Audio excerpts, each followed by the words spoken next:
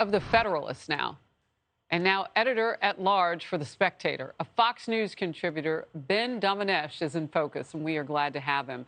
Let's talk about how different this would be if this had been a situation where maybe the governor would see things differently. There was no gun involved here. Hochul's statement, I mean, usually we hear all about guns and blah, blah, blah, and all the stuff she's going to do. This is her opponent. Your take on all of it? My take, Harris, is that unfortunately we live in a moment in which the Democratic Party and the coalition of the left sees it in their interests to encourage the threat of violence, actual acts of violence, as in this case, and the threat of assault to impose a type of fear on their political opponents that I view as thoroughly unacceptable and un-American. This is not the way that we conduct our politics in America. It should not be the way we conduct our politics in America. And yet, going back to 5 years ago with the shooting of Steve Scalise, the attempt to murder a Republican congressman who were practicing for a baseball game, the more recent incidents involving the targeting of Supreme Court justices, where you have a host of media figures going out there and saying this is totally fine, and just the natural consequences of the decisions that they make and the way that they serve, and the general attitude on the part of the left that says that mob violence, that acts of arson, that acts of spraying graffiti and leveling all manner of threats are totally acceptable in our political discourse today. It is completely anathema to the way that we ought to conduct ourselves as American citizens. And when I see an incident like this, I can't help but imagine that if the letter after Lee Zeldin's name as a member of Congress was different, that the response from the media would be different, that the response from other politicians would be different, and it's simply the fact that he is a Republican and a conservative who is running for office in a state like New York that allows something like this to happen and for the violent attacker to walk free. There's so much to get to there. And, I pray that we don't have to watch any more of this. But I'm not convinced of it because it's coming all the way from the top. Yeah. And by the way, when it was a Democrat, a woman in a bathroom, when men followed her in there, all caught on camera, the president didn't agree with Kyrsten Sinema on his Build Back Better. And what did the president say? This is all politics. I mean, when it comes from the top, it's hard to imagine it won't continue. It absolutely is a situation where the top is being either silent on this or condoning it, or in their response to it just sort of saying, well, this is just the way things are now. And the thing that I think you just said there, Harris, that's so important for people to understand is that this is likely to get worse.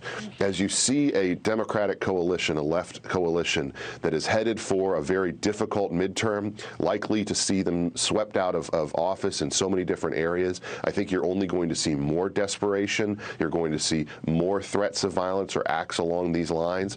And we need to be prepared for it, and campaigns should be prepared for it. And when people ask the question, why don't better people go into politics? Why don't, families and small business owners and the like run for office? This is what you now have to put up with. You have to put up with this because if you run for anything and you hold any beliefs of the right, you're going to be branded as a far-right extremist and someone who is an opponent of our republic.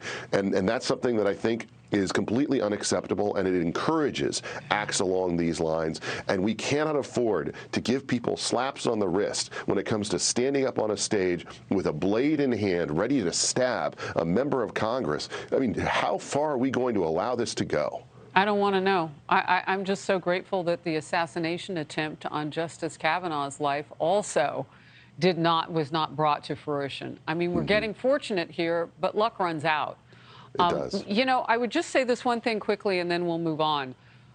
With regard to this case, normally we'd say something like this as journalists. Well, let's wait till it all plays out, and they'll find out from the man if it was his politics. But because they let him go so quickly without bail, I mean, we won't get the kind of answers. And I don't want to call it convenient, but it only benefits one side. You're absolutely right, and I think that we should see that in a clear-eyed way for what it is. We need to have a better approach to this, and we need to guard the people who serve us in these important roles. And if we don't, there's going to be consequences in terms of a lot of things. And as you said, Harris, we can only be so lucky for so long.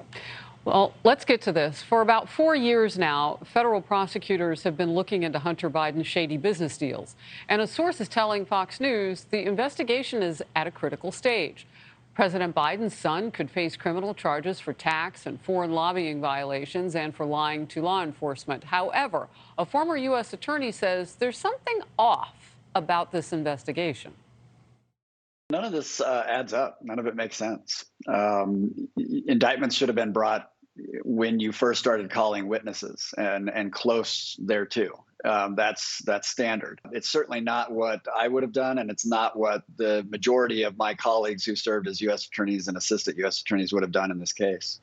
The New York Post editorial board is asking, what's taking so long? With this headline, is the Hunter Biden probe delayed to protect Democrats in the midterm elections?